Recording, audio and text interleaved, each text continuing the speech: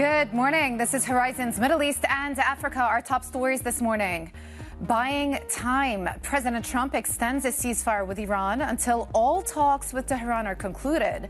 But J.D. Vance calls off his trip to Islamabad for negotiations that Iran refused to attend.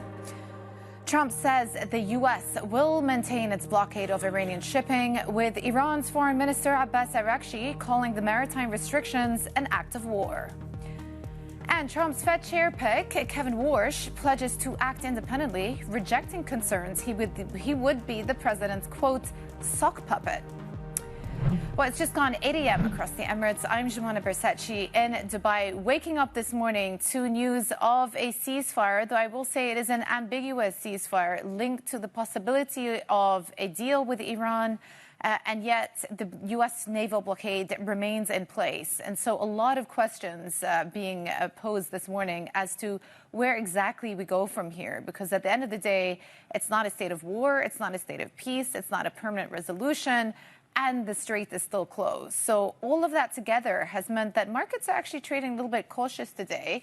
The handover from Asia Pacific leaning towards red, which is in contrast to the price action that we had yesterday, down about 0.6%. And indeed, the U.S. equities as a whole, we saw a bit of a drop yesterday too. The S&P ending down 0.6%. Compare that to the price action on Friday when it closed up 1.2%. So yes, there's been a lot of momentum around earnings, around the AI trade, as we've been speaking about the last couple of days. But once again, this morning seemed to be a bit more focused on some of the geopolitical news that is stemming from the region.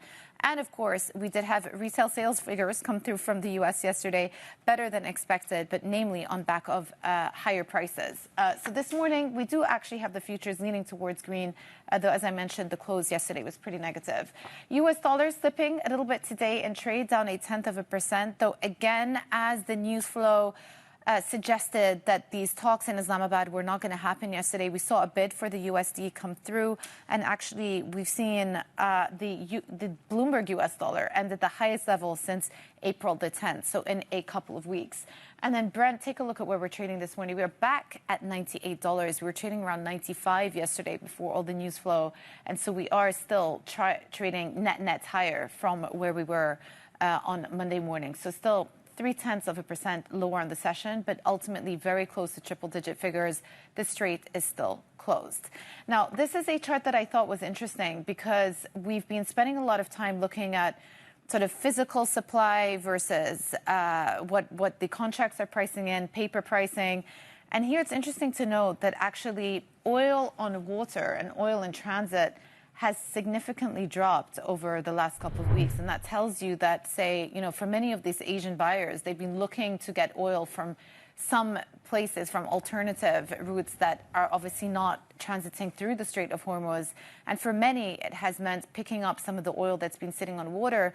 But those supplies have started to drop. And so keep an eye on that. As they continue to drop, you will perhaps see more and more signs of pressure emerging on some of the physical supplies and those physical indicators. So something that we're tracking very closely in the world of energy. Okay, let's also go back to how markets in Asia are faring. Min Min Lo is in Hong Kong for us. Min Min, walk us through the price action today. Hey, Jumana, it is a bit of a mixed picture. As you can see behind me, right, Hang Seng is leading losses here, but this is a bit of an idiosyncratic story because CATL is weighing on the index here, and there's a story about Sinopec really dumping a huge amount of shares there, and it's probably some profit taking after the huge rally we had seen in CATL, the battery giant in China. Kospi is down as well, and perhaps also a bit of profit taking in the tech sector, particularly as it hit a record just a day ago. Nikkei and TAIEX going the opposite direction, but the TAIEX really, this is pretty remarkable just how it has been hitting record after record. It's still at a record high, yet another one if it closed at these levels. And if you just flip the board and you take a look what is driving the TAIEX, of course you have the big names like TSMC, but again, there's been so much focus on these picks and shovels of the AI industry, and this is showing you PCB, the printed circuit board makers. You take a look at the gains here. We're talking about 800%. I mean, this is a crazy amount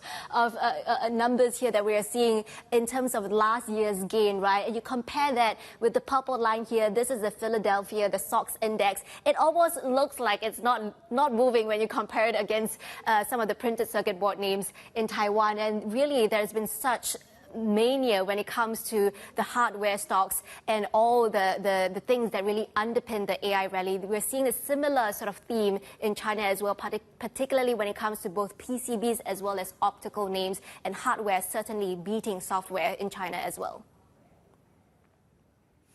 Min Lo in Hong Kong, thank you so much for the overview. Let's go back to the top story of the day. President Trump says he is extending the ceasefire with Iran, but maintaining the U.S. blockade of the Strait of Hormuz. In response, an advisor to Iran's top negotiator has described the truce extension as a U.S. ploy to buy time. Joining us now is Paul Wallace, Bloomberg's managing editor for MENA Economy and Government, as well as Stephen Satinsky, who leads our Asia energy coverage. Paul, I'm going to start with you. So we've got what is being described as an indefinite ceasefire. President Trump has linked the ceasefire to Iran submitting a new proposal, and discussions are concluded one way or another. How should we read those remarks? It was quite something that he extended the ceasefire. That wasn't out of the question yesterday, as far as most people were concerned. But Trump had said he did not want to extend the ceasefire. In fact, I think on Monday he said he would not. He toned his wording down slightly yesterday as the deadline neared and talks in Pakistan was still off the table to saying he didn't want to extend it, and for a moment it looked as if we might get to the end of the ceasefire with no extension at all. I think in a lot of ways, people are reading this as Iran holding its line on the blockade. Iran is insisting that the U.S. cannot keep blockading Iranian ports if it wants to have peace talks and a proper deal to end this war. Trump is citing divisions within Iran, and as you mentioned, he's saying there's a new proposal on the table for the Iranians. We're not sure about all that. There's almost certainly divisions at some level, but whether those divisions were big enough to have, forced this extension of the ceasefire that we saw last night is unclear. I think what is clear is that, at least in public, Iranian officials want this blockade lifted. They're not happy about it, and it's what's caused all the problems since Friday, really. Yeah, and to your point, we heard from the Iranian foreign minister overnight. He posted that blockading Iranian ports is an act of war and therefore a violation of the ceasefire. Stephen, which brings me to my next point. What has been the reaction from your part of the world, the energy industry? Because at the end of the day, even though we got a ceasefire, the strait is still, for all intents and purposes, shut. Yeah, I mean, you saw Brent prices kind of rise back towards $100. We're still below, and prices are a little bit down today. Clearly, this is not the worst case scenario that could have come out from the market. I think the big thing that the market was focusing on was whether attacks would start again, whether you would see the Trump administration or Trump himself say that they're going to begin attacks again on Iran. That was something that he threatened if the ceasefire were to halt. That didn't happen, and that's good news. In the minds of a lot of people in the market, even though Hormuz remains effectively shut. There are a few reasons for that. One, it means that maybe there could be some sort of agreement to allow for more ships to go through Hormuz as these talks continue.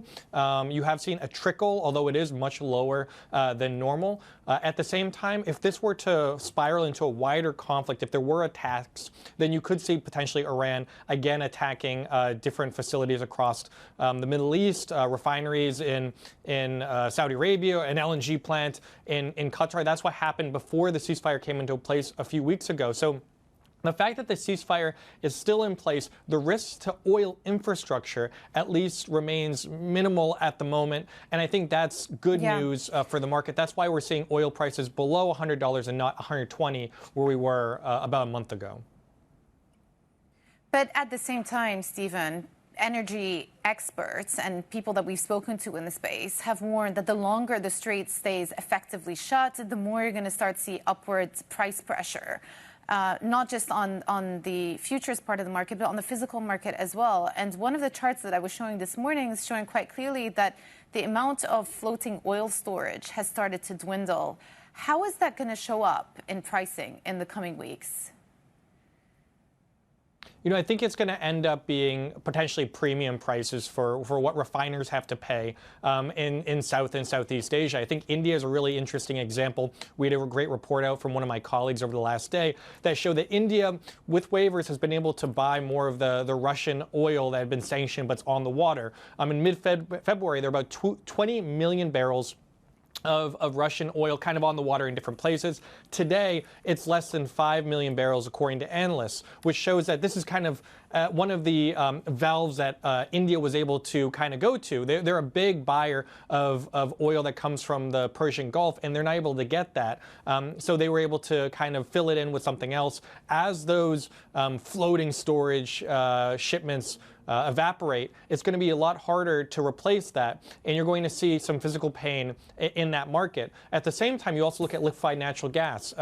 There is less and less LNG available every day in the world as this outage continues. In Qatar, it supplies 20% of the world's capacity, and yet it's shut. And you're already seeing, demand destruction happening. And in Pakistan, India, Bangladesh, even China to a degree, they're reducing their demand for LNG because they just can't get the shipments.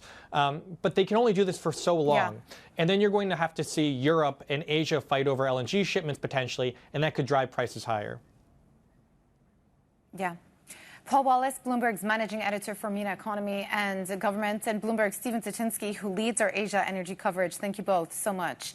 Joining us now to continue the conversation is Andrew Bishop, Senior Partner and Global Head of Policy Research at Signum Global Advisors. Andrew, thank you for staying up late for us. It is a day of big news once again.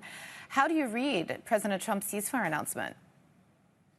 So I think this is really a case of the Iranians having the upper hand, not necessarily in the sense that they'll win the war or that they'll end up with a good deal. I actually think our base case at Signum is that President Trump is going to lose patience with them and restart the war, and that is going to hurt Iran perhaps more than it hurts the U.S. So I wouldn't say necessarily that Iran is going to continue to have the upper hand, but at this juncture, I think the fact that he extended the ceasefire is a sign that they are leading the negotiations as far as pace and rhythm. Okay, what is the likelihood, in your view, that we return to a kinetic war, that there's a real chance, once again, of military escalation? Yeah, so I think you hinted at this very well in the introduction, which is we're in a state of disequilibrium, right? Things can't go on the way that they are. And so I think they have to resolve either with talks or with war. And our base case is that they'll resolve with both, i.e. we will have talks first. I think it's very likely that President Trump is going to agree to ease the U.S. blockade on Iran in exchange for a second round of negotiations being held. But those talks, unfortunately, in our view, are not going to lead to a permanent deal. So here's the thing. And even just a short while ago, Trump was posting about the economic pain that Iran are sustaining because of the ongoing closure of the Strait, or the U.S. naval blockade.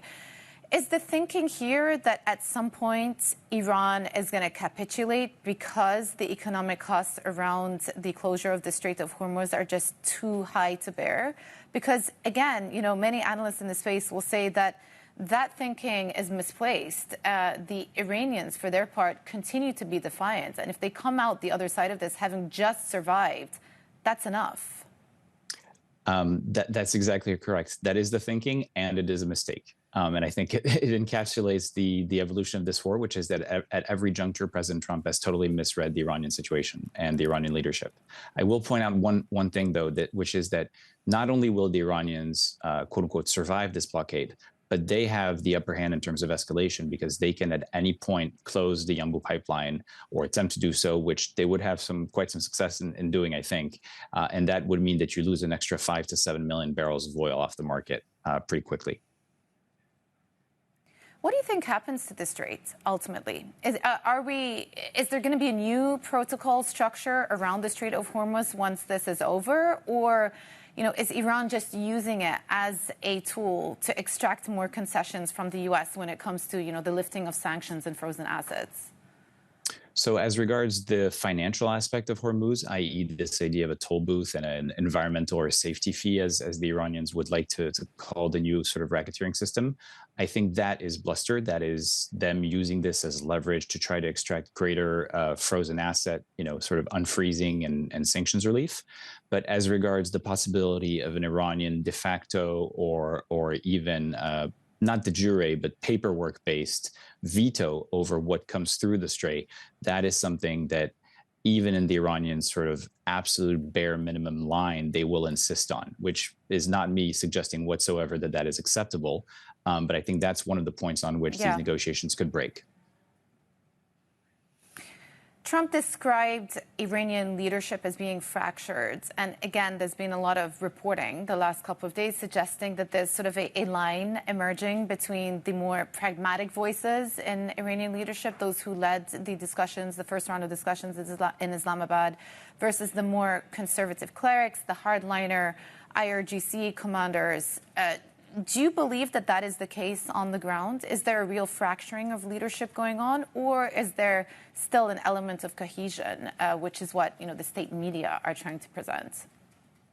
Yeah, I think it's very highbrow, and most Iran experts will try to downplay the divisions and say that that's all hype. I think it's pretty clear that there are divisions, right? That the hardliners really do have, I wouldn't necessarily say the upper hand, but veto power over what's being negotiated, and that they are driving a much harder bargain. So yes, I would say there is definitely a division.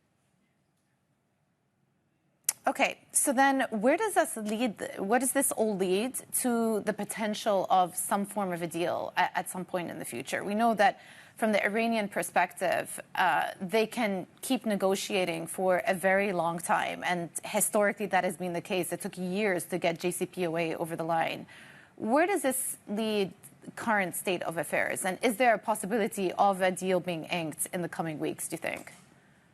Right. So going back to this point that we're not in a stable equilibrium, I don't think that endless talks is a solution. I think much more likely is that we're going to have anywhere between 1 and 3 more weeks of talks, and then the war will resume, at which stage we could be in fighting for weeks or months, potentially, before, if you really want to fast forward, before potentially another deal comes about, but in a situation where the world economy has deteriorated meaningfully since then. Okay, and the reason you think that is because there's just not going to be a breakthrough if there's another round of talks, to be clear. That is exactly correct. I think the bid and the ask are not going to overlap, and I think it's going to be very hard for President Trump to sort of look the other way all through the midterms. Andrew, thank you so much for bringing your perspectives to our show. We really appreciate it. Andrew Bishop, Senior Partner and Global Head of Policy Research at Signum Global Advisors. Well, still ahead, as Trump extends the truce, we'll get more market reaction with Alan Higgins, the Chief Investment Officer at KFH. But up next, Kevin Warsh, Trump's nominee to chair the Federal Reserve, says he will act independently, rejecting claims he would be a sock puppet. We'll have more on his Senate appearance next. This is Bloomberg.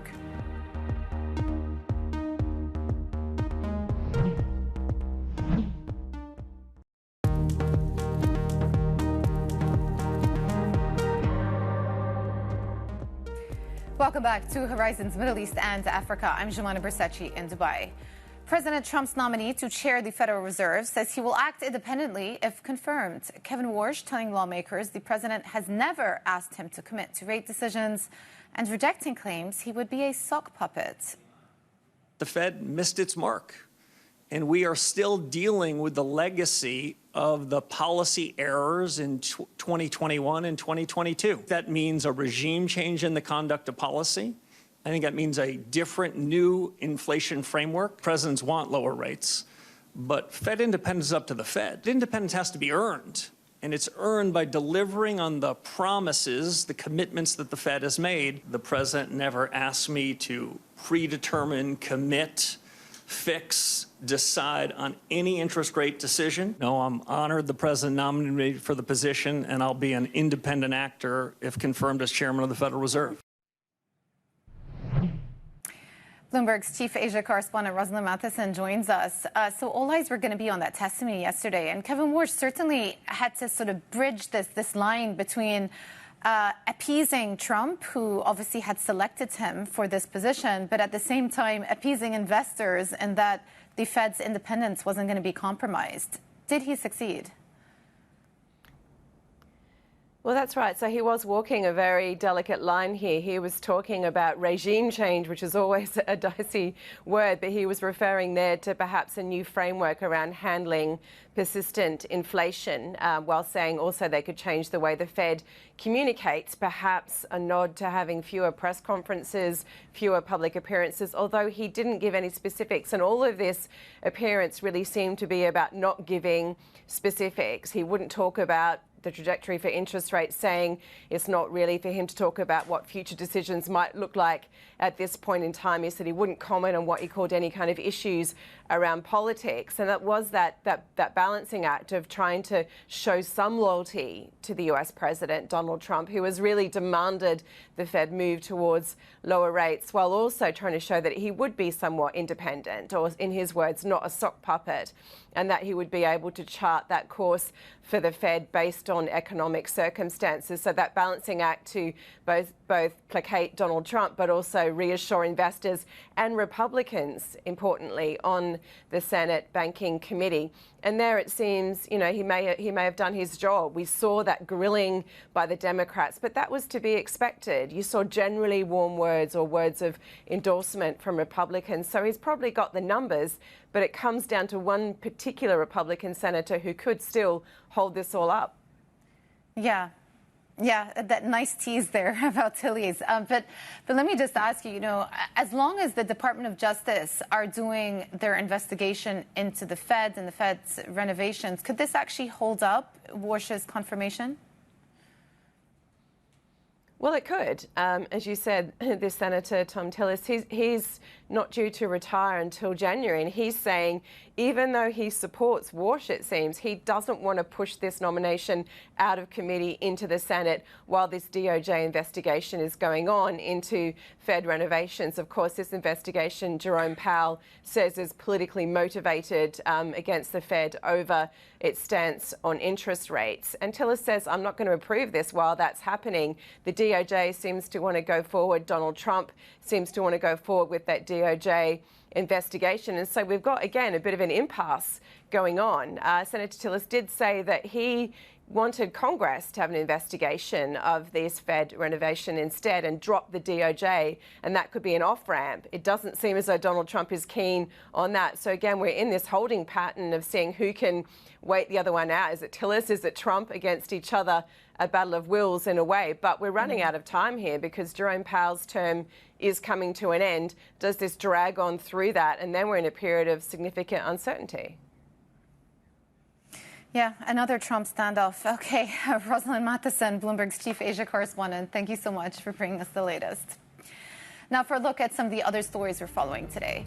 President Trump says a currency swap with the UAE is under consideration. The UAE has informally inquired about potential financial lifelines.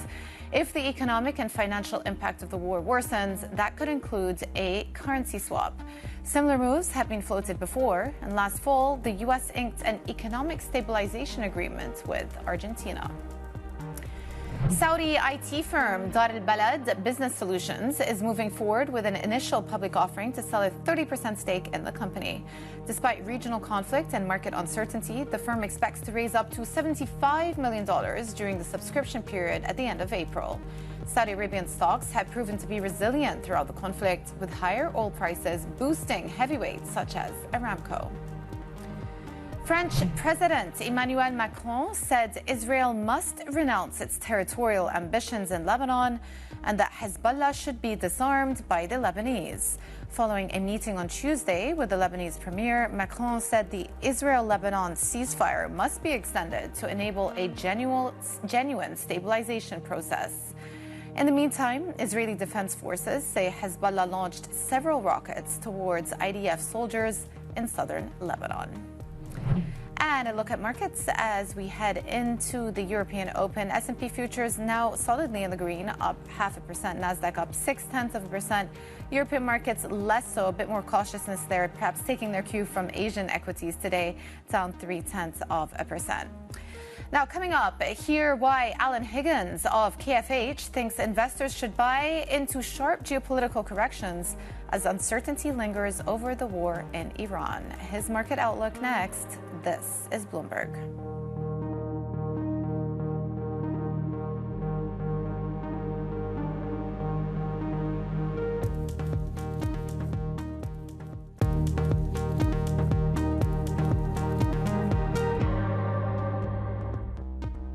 Good morning. This is Horizons Middle East and Africa. Our top stories this morning. Buying time. President Trump extends a ceasefire with Iran until all talks with Tehran are concluded. But J.D. Vance calls off his trip to Islamabad for negotiations that Iran refused to attend. Trump's Fed chair pick, Kevin Warsh, pledges to act independently, rejecting concerns he would be the president's sock puppet. And today's Big Take looks at satellite data revealing the scale of U.S.-Israeli strike damage in Iran and the heightened stakes of a return to an all-out war. Well, it is just gone 8:30 a.m. across the Emirates. I'm Johanna Bersachi in Dubai. Before we get you up to speed on all of these markets, I will say we are in the midst of earnings season, and in Europe, some of the numbers have just started to come through, starting with some of those Scandi banks. So right now, we just got earnings come through from Nordea Bank. To give you the figures here, first quarter net fee and tuition. Let me give you the net income, though, the top line. So net income came in at 1.1 billion euros versus estimates of 1.02 billion. So that is higher than expectations. In terms of net interest income, the number was 1.76 billion versus estimates of 1.74 billion. So a smidge higher also there as well. In terms of operating profit, it is a beat. First quarter operating profit at 1.63 billion versus estimates of 1.36 billion. In terms of some of the guidance they're giving, full year return on equity above 15%. The estimate was 15.1%, so kind of in line. Adjusted cost to income ratio about 45% as well. So overall, what we're seeing is a small beat coming through from Nordea Bank, the first of the European banks to be reporting. We also have other Scandi banks reporting this week before we gear up to some of the big major European banks next week as well with their own report cards. All right, let's go back to broader markets. Because there is a big question mark over markets today. So President Trump has announced the ceasefire in what is being described as an indefinite ceasefire. Unclear where exactly we go from here. We're not in a state of war. It's not really peace. It's not really a long-term resolution. And the strait is still closed. Plus, the Iranians are still defiant about the state of the strait as well. So a lot of ambiguity. And because of that, the handover from Asia Pacific slightly more cautious today. We are down 0.6%. I will tell you, though, surprising to see this, S&P futures are actually up 0.5%. We closed down in negative territory yesterday when it became apparent that J.D. Vance was not going to be traveling to Islamabad. But there, of course, it is earnings season. And so far, the signals that have been coming through have been quite positive. And so we'll keep an eye out on that. We sort of got this tug and pull and push of micro earnings on one side versus geopolitical developments on the other. USD slipping a bit this morning, down 15 basis points. And then oil, take a look at that. We are getting very close to triple-digit territory. Once again, $98.50 over there. And let's switch over. Let me show you the chart that I've been looking at today, which is the fact that some of the floating oil storage that we had flagged a couple of weeks ago has seriously started to decline. And what this means is, for many of those Asian importers of oil that would have typically relied on crudes coming from this part of the world, they've had to reroute, and have been relying a lot more on some of this floating oil capacity of oil. And in the past few weeks, we've seen that massively dwindle. And so over the next couple of weeks, perhaps you'll start to see more restraints on physical supply, and that could start to show up, especially for as long as the strait remains effectively shut. So something to keep an eye out for. Okay, let's check in on markets in Asia as well. Min Min Lo is in Hong Kong for us. A bit of cautiousness today, Min Min.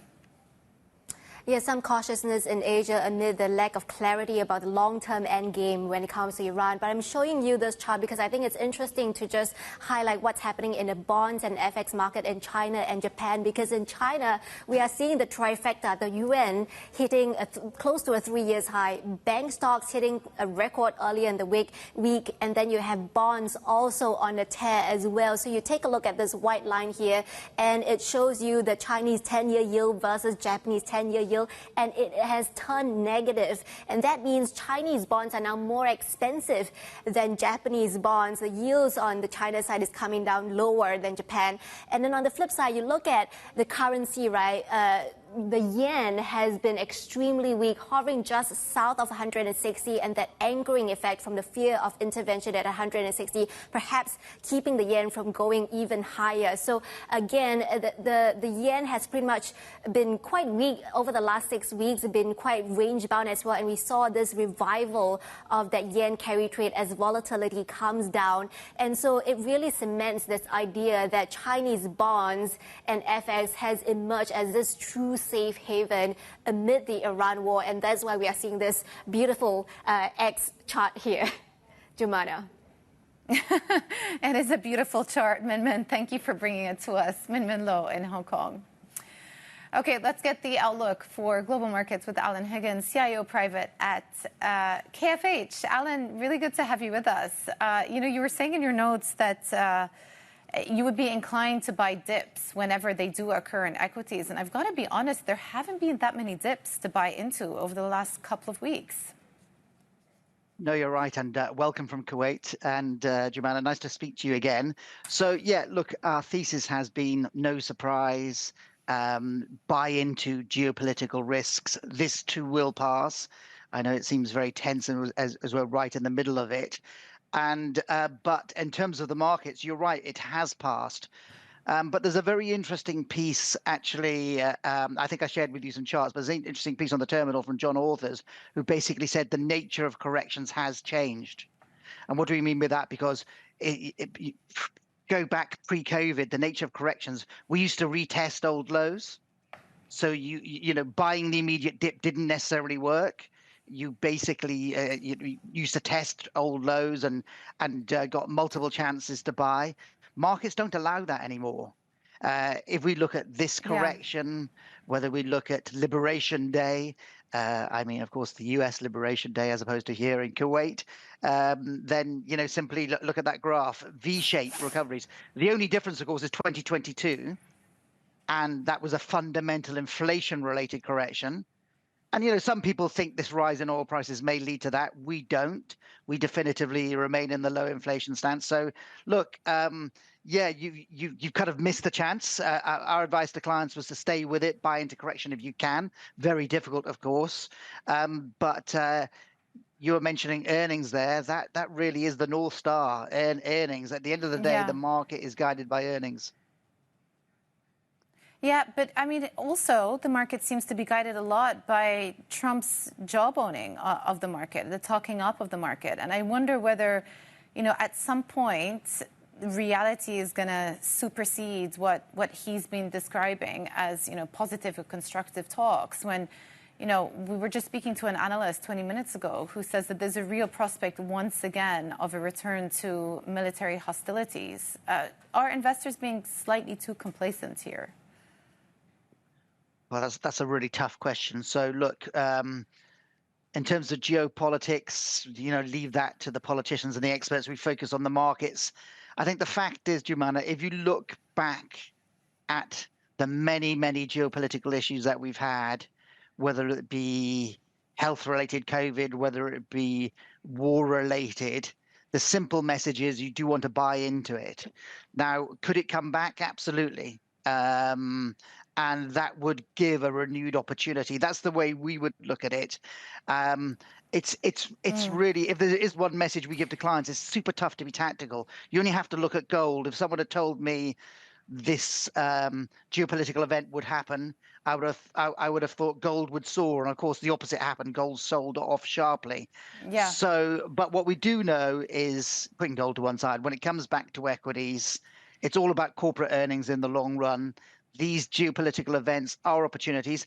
It's right. Look, we're back to within a smidge of all-time highs. If you want to be a little bit cautious right now and wait for another pullback, fine.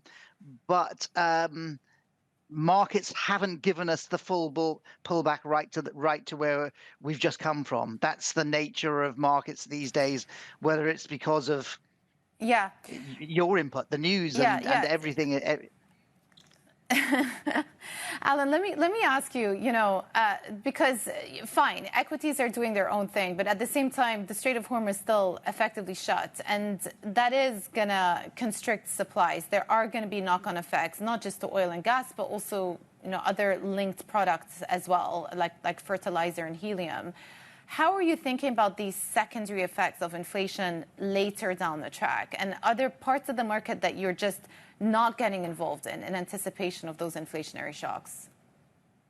That's fair. I think, Joanna, that is the big risk. So the big risk where this goes wrong, if you like, is that this commodity-induced rise in inflation, as you say, not just oil, but wider, turns into let's call it a 2022 event, which would be definitively, that would be a bear market, no doubt.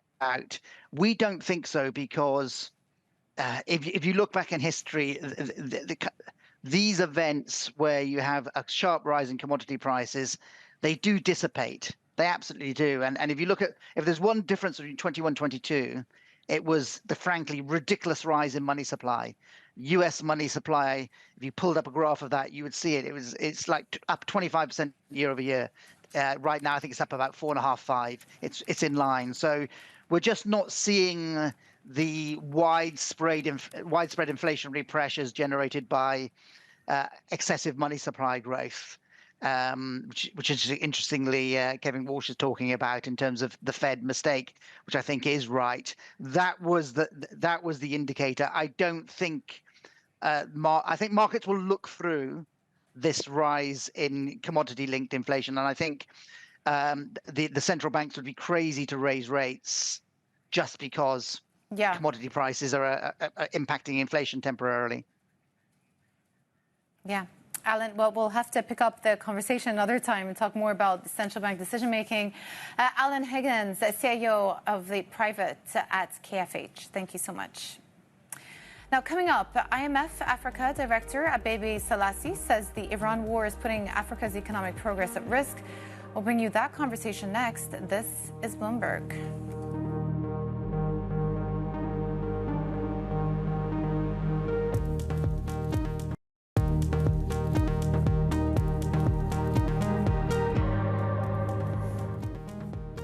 Spillovers from the Iran war are sending more African governments to the IMF for support as rising energy and food prices strain public finances. IMF Africa Director Abebe Selassie told us that the region had been gaining momentum before the crisis, but that progress is now under threat. It's important to contextualize where many economies in the region were on the eve of the crisis, which is, they've been rebuilding their economies, doing quite a lot of reforms and improving macroeconomic condition in the region. So just to give you a couple of examples, growth had accelerated last year to the highest level in almost 10 years at around 4.5% and was expected to, accelerate even further this year. We had also seen inflation coming down to about 3.5%, fiscal deficits narrowing quite a bit, and debt levels stabilizing and even declining, uniquely around the world, relative to emerging markets or advanced countries. So the region really was on a strong momentum. What this crisis now means is that growth will be a little bit lower. We're projecting around 4.3%. But more importantly, I think some of the countries, particularly on the eastern seaboard, are already feeling quite a significant shock. I mean, remittances have been impacted from the region. We've also seen, of course, supply of oil declining and the price going up very sharply. And all of this is undermining the strong momentum that the region was hoping to build on. the risk, of course, is that the need to reallocate resources in the short term to try and defray some of the costs of the crisis will undermine the longer term objectives countries have to use these resources to invest in health, education, infrastructure, and all the other development spending needs have. So our advice is, of course, to some degree, there is a need to try and smooth the effect of the shock, but any such intervention should be temporary and targeted at the poorest, and to stay on course in terms of the medium-term objectives countries have set for themselves.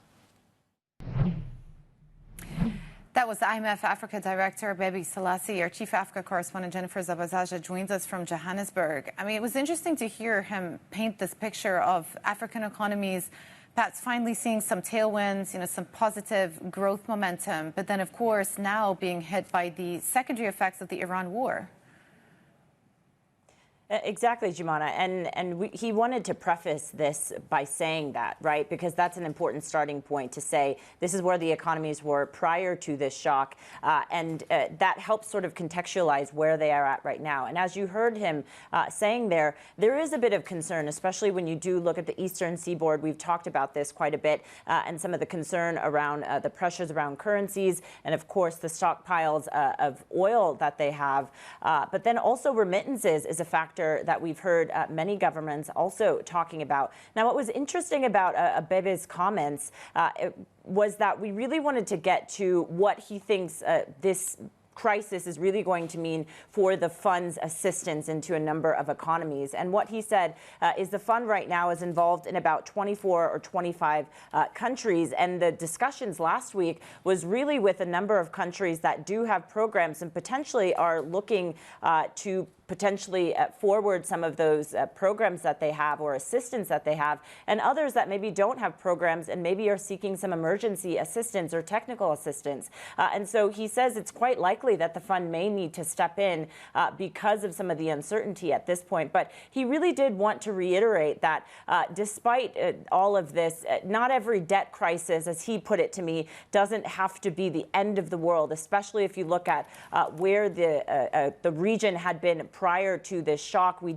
have seen debt vulnerabilities increase since the pandemic, but actually debt had stabilized prior to the Iran war. And so potentially we are looking at a situation in which, yes, there are more countries that may need assistance, but potentially it's not sort of a crisis to raise alarms about. Now, just finally, I did want to push him a bit on Senegal because there's been a lot of focus on Senegal. We had some Bloomberg reporting out last week that there was standing room only in a meeting between investors and the fund about Senegal. Of course, we know that their program just a few years ago had been postponed or actually declined, or it was postponed because of some misreported debt from the prior administration. And what Selassie actually said about this, he again reiterated he called it commendable, this new government being able to come forward and be transparent about this debt that had been misreported. And he still believes that there is some positive momentum for the government to see a new program potentially coming forward with the fund. Now, where progress stands really is with the government. They need to come up with some sort of program and some fiscal adjustments internally to meet some of the requirements of the fund. And at that point, they'll pass it back on to the IMF, and hopefully they get closer to some sort of new program. Jen, thank you so much. Jennifer Zabazaja, our Chief Africa correspondent in Johannesburg. Now, coming up, new satellite data reveals the true scale of damage from the strikes in Iran. We'll have more next. This is Bloomberg.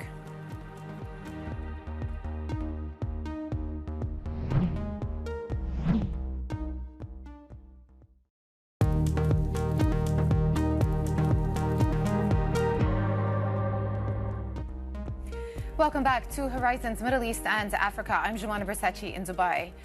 Satellite data is now revealing the full scale of damage from U.S. and Israeli strikes on Iran after weeks of fighting.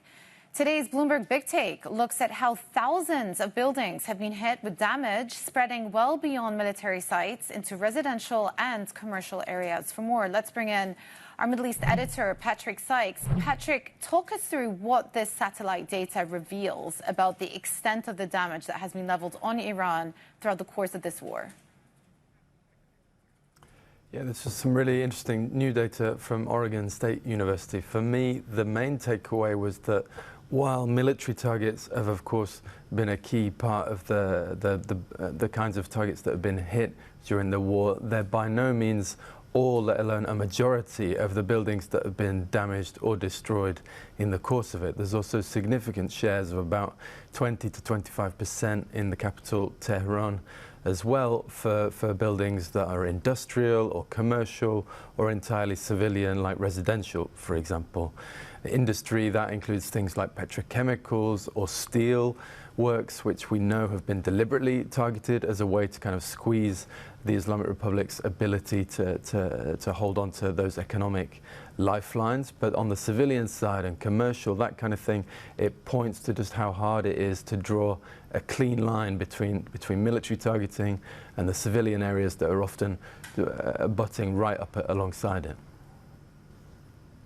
Yeah, I think one of the areas that has been overlooked with the intensity of the news flow is just the economic hardship that Iran was under even before the war started. I remember, back in November, the Iranian president was warning about water shortages on back of a drought. We know that there's been spiraling inflation in the country as well. This just adds to Iran's economic costs, doesn't it? For sure, yeah, and the scale of the damage is huge, right? I think the Iranian government itself has put it at over $200 billion. And in terms of the scope as well, I mean, you've had buildings here in mainly Tehran, the capital, the economic hub of the country, but also Isfahan, which besides being a significant cultural, historical city, former capital of the empire and so on, is also an industrial hub. And then along the coast, there's lots of military targets along that Persian Gulf coast, places like Bandar Abbas, Bushehr. That's, we assume, related to things like the IRGC's naval capacities, but those are also points for trade, right, with the ports involved as well. And then the other takeaway, I think, just looking at the map, is that the east of the country, the east of Iran, has been relatively spared. Most of the buildings damaged or destroyed have been the west. That makes sense because it's obviously closer to that western border from which the strikes can happen from a distance. But it just points to, I think, yeah, the scope across the whole of the country, capital, industrial hubs, that are going to have to recover in the wake of this. Yeah, and it's also perhaps, an imperative for negotiations actually to take place so that they can get some form of an economic relief. Patrick, thank you so much. That was Bloomberg's Middle East editor, Patrick Sykes. Well, sticking with the topic of Iran, we walked in this morning to news that President Trump has announced an indefinite ceasefire, and that is linked to Iran coming back on a response to a deal. No real firm commitment of further round of negotiations. J.D. Vance didn't end up traveling to Islamabad. And so the reaction this morning has been a little bit mixed. Yesterday, we saw Wall Street close lower on back of all of those developments. This morning, things are looking up. S&P futures up 0.4%. The Nasdaq up 0.5%. But the handover from Asia has been a lot more cautious today. And you can see that also with the European markets expressing a bit of cautiousness as well as we head into that session, down 0.4%. And then oil still very close to, well, Brent is very close to triple digits again, sitting at $98.50. And the focus there really is still on the effective closure of the Strait of Hormuz. But that was it for Horizons Middle East and Africa. I'm Joanna Versace in Dubai. Stay with me for Daybreak Europe. This is Bloomberg.